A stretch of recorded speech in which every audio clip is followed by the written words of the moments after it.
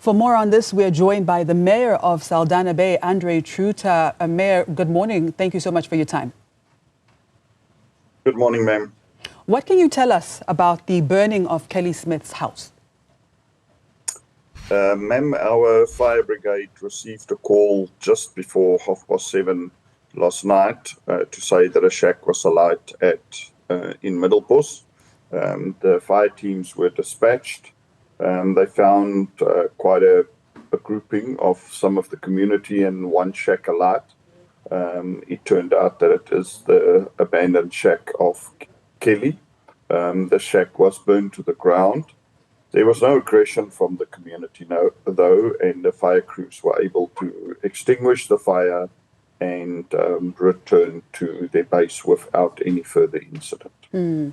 And Mayor, what are your thoughts on the guilty verdict handed down to Kelly Smith and Jacqueline Apollos and Stefano van Rijn in this case?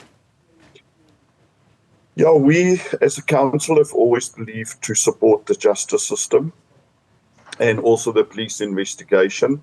It did take time, but it shows that if a good case is built and if you allow the police the freedom to build a case, then we can get a guilty verdict like we got yesterday. We were very pleased by the judge and by the bench and how the High Court set up a court here locally so that our local residents could attend and follow the proceedings. So, yes, we are sad that the whereabouts of Joshlin has not yet been made clear, but we are very glad that justice has been served.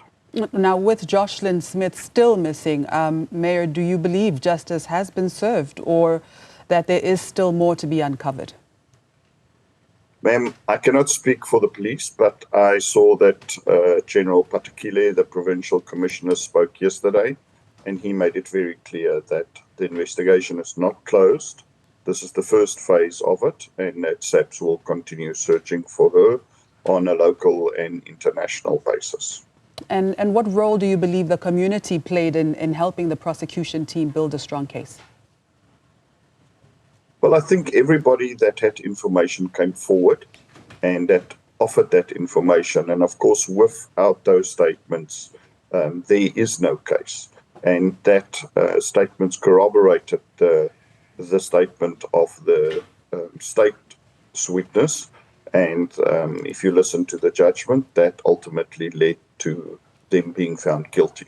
And this case has garnered significant attention. Do you think that this will lead to increased awareness and action against human trafficking in South Africa? Absolutely, ma'am. I think the case is much wider than this. And I think that there are many people that are missing and children that are going missing every single day. And I think that it requires urgent attention.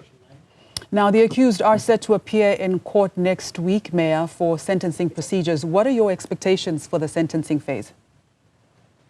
Ma'am, our stance from the beginning is very clear that we do not interfere. We support the justice system. And as we all witnessed, this was a very well-run trial.